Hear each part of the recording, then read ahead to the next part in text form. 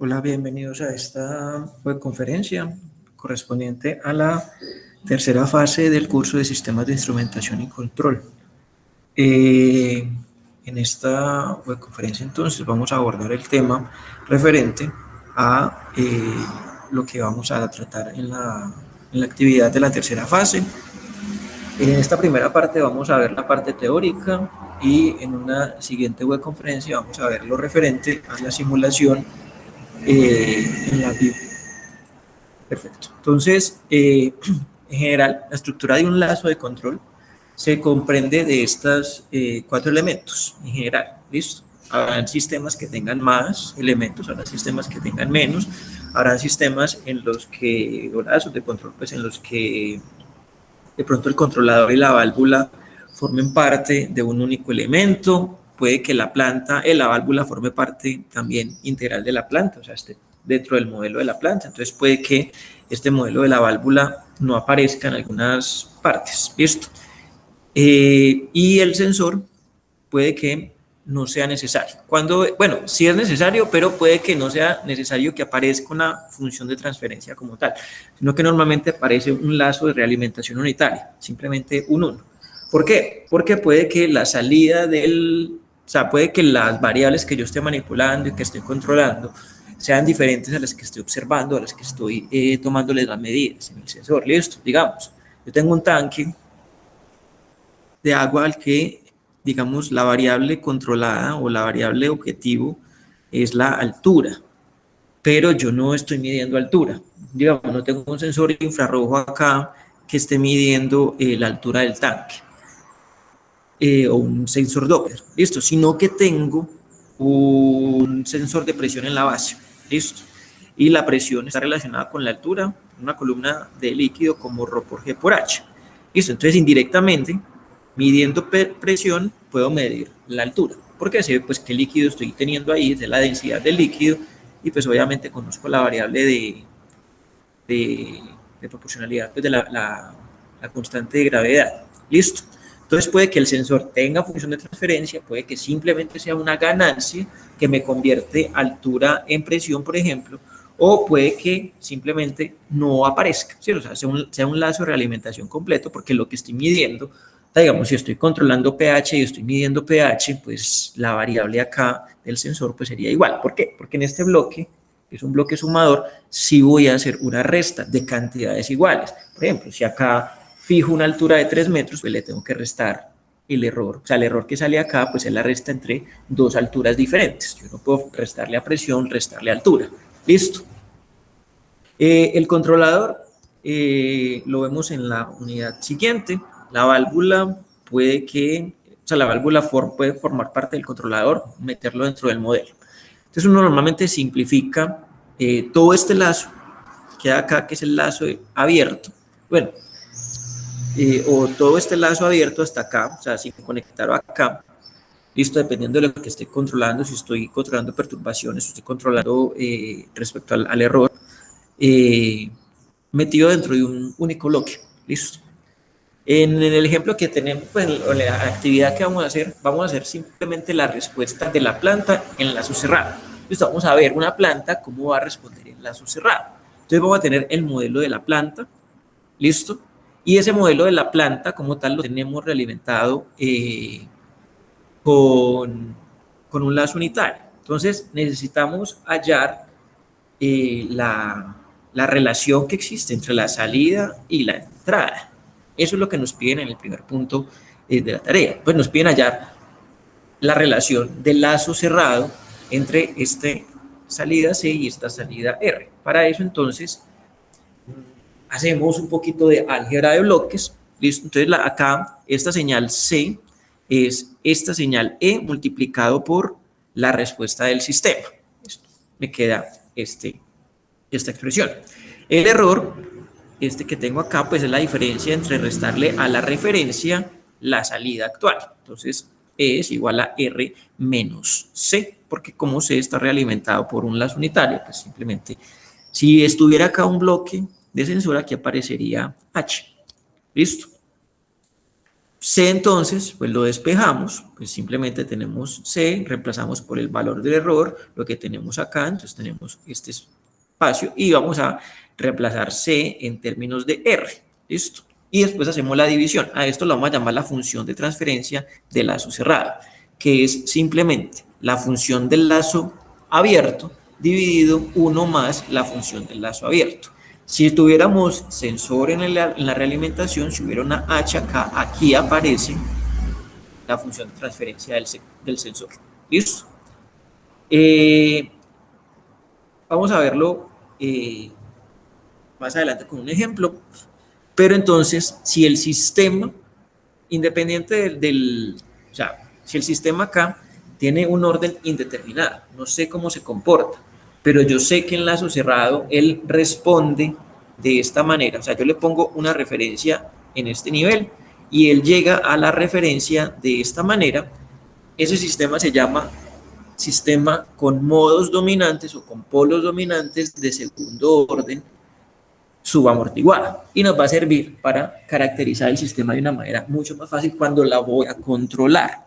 Listo, cuando yo controlo, hay unos criterios que es el tiempo de estabilización, el tiempo de pico o el máximo sobreimpulso, pero esas caracterizaciones que yo le doy al sistema son heredadas de un sistema de segundo orden. Entonces, si mi sistema no tiene esa dominancia de segundo orden, es decir, no responde de esta manera, entonces me queda difícil después aplicar estrategias de control basadas en esas aproximaciones. ¿Listo? Para que lo tengan en cuenta.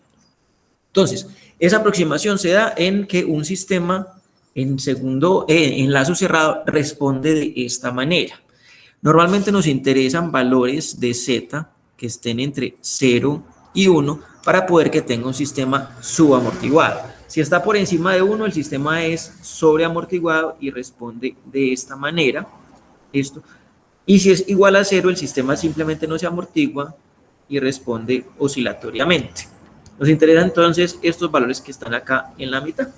Listo, que tenga pequeñas oscilaciones, que las oscilaciones se vayan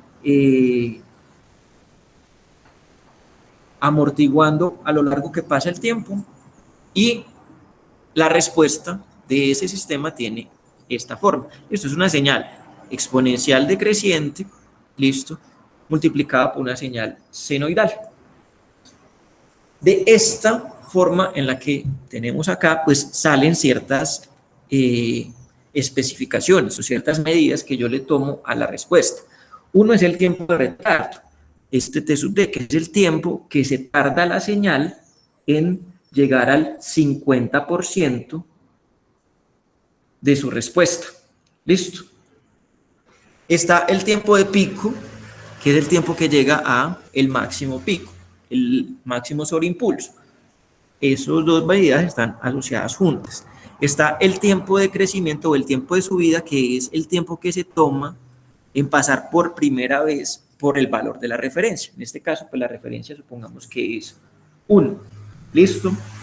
Y está el tiempo de estabilización, que tiene dos criterios. Hay un criterio del 5% y hay un criterio del 2%. Esas medidas entonces nos interesa, perdón, del tiempo de estabilización nos interesa el de el 2%, que es el que tiene aquí un 4. El del 5% tiene ahí un 3 y el del 1% tiene un 5. ¿Listo? Esas figuras de mérito o esas especificaciones las medimos pues con esto. ¿De dónde salen estos valores? De reemplazar estos tiempos, ¿cierto? O sea, las características que tengo. Por ejemplo, para el tiempo de retardo, reemplazo esta respuesta, este valor de C por 0.5, listo, y todos los tiempos como T sub D y despejo el valor de T sub D. Ahí, para T sub D se llega a una ecuación que no es trascendental, por lo tanto no se puede resolver con métodos tradicionales, toca aplicar métodos numéricos o algún tipo de aproximación lineal para poderlo resolver. Esto, de resto los otros salen fácilmente, simplemente reemplazo la condición del tiempo, por ejemplo, tiempo de subida, el tiempo que toma la señal en valer 1, ¿listo? Despejo, ¿cuánto vale 1? tiempo de pico, tengo que encontrar primero el pico, que es derivando. Recuerden que el máximo valor de una función se encuentra con su primera derivada igualada a 0. Y el primer valor sabemos que es un pico, pues porque va subiendo. ¿Listo? Ya sabemos que la señal va subiendo en ese intervalo. Y para el tiempo de estabilización, pues fijamos el error y encontramos realmente como una constante de tiempo asociada, que es 1 sobre sigma e z omega n, y así me da la respuesta pues como tal. Listo. Vamos entonces a mirar con un ejemplo estas características. Listo. Un ejemplo parecido al que tienen en la tarea.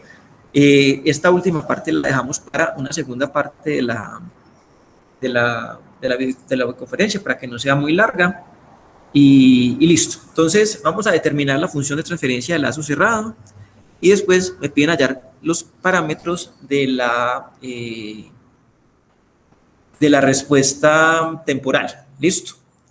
Bien, entonces me voy a llevar este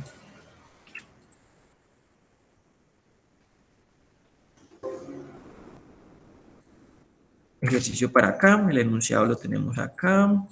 Listo. Quedó como muy...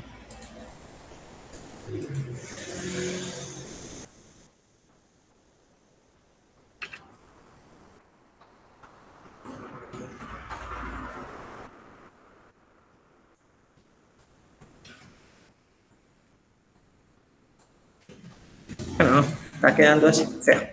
Listo. Entonces,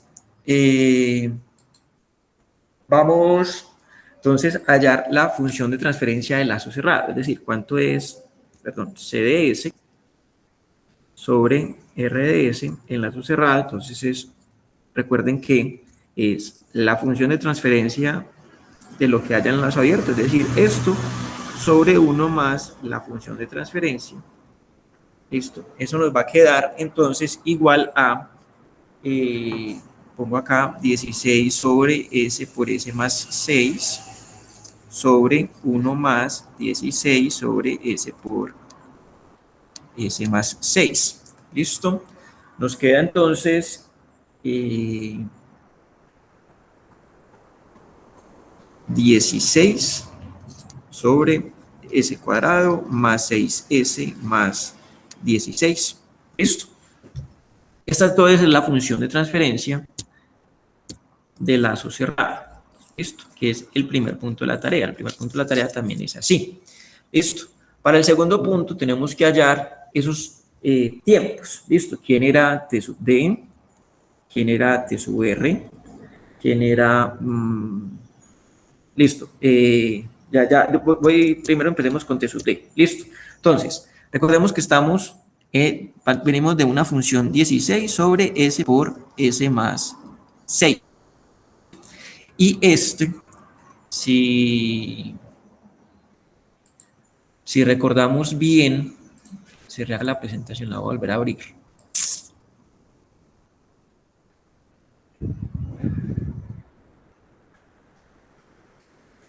Acá en la presentación el sistema venía con esta especificación: omega n cuadrado, o sea, lo que está en el numerador es omega n cuadrado, y lo que hay después de la S en esta forma es 2 por z omega n. ¿Listo? Y ahí nos van a salir esos parámetros que necesitamos para hallar T sub D y todo eso. Entonces nos dice que omega n es raíz de 16, es decir, es igual a 4, y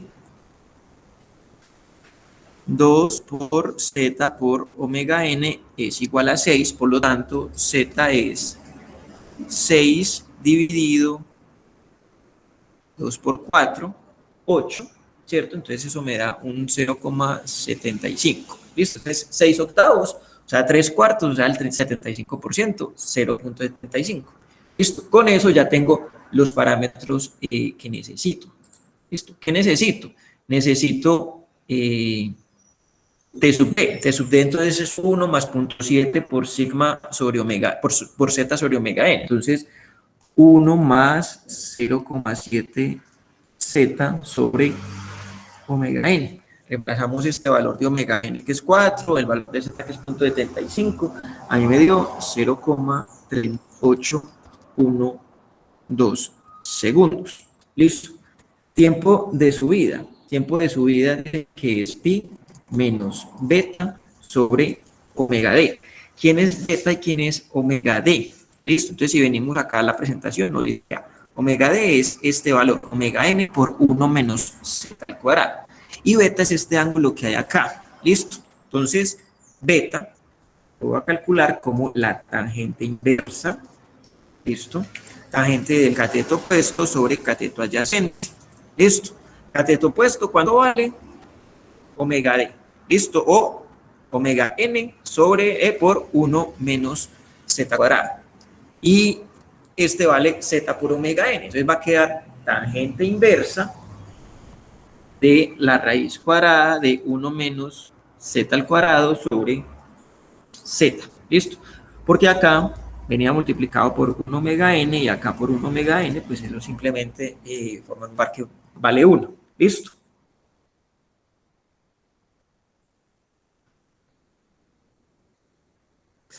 B también me dio en radianes, con la calculadora en radianes, porque aquí lo vamos a sumar, que es en radianes, todas las medidas acá están en radianes, entonces va a quedar 0,7227. ¿Listo? Entonces, le resto a pi, le resto este valor de 0,7227, lo divido por omega d, entonces a pi menos 0,7227, ¿listo? Y lo divido por omega d, que es omega n raíz cuadrada de 1 menos z al cuadrado. Eso a mí me dio 0,9142. ¿Listo?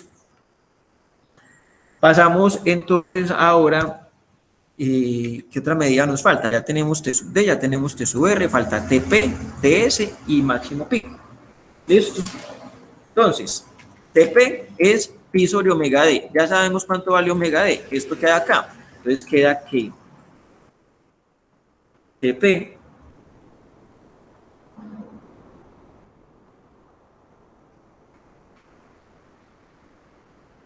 es pi sobre omega d, a mí me dio 1.1874.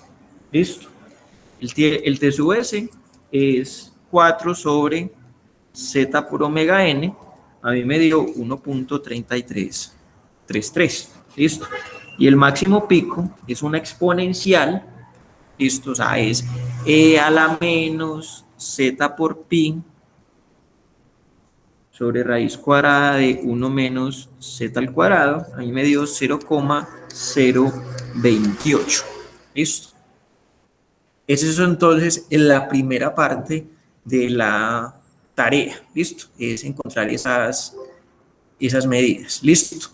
Quedamos pendientes entonces de la segunda parte, que es la parte de simulación. Esa la vemos entonces en un próximo video. ¿Listo? Hasta luego, que estén bien.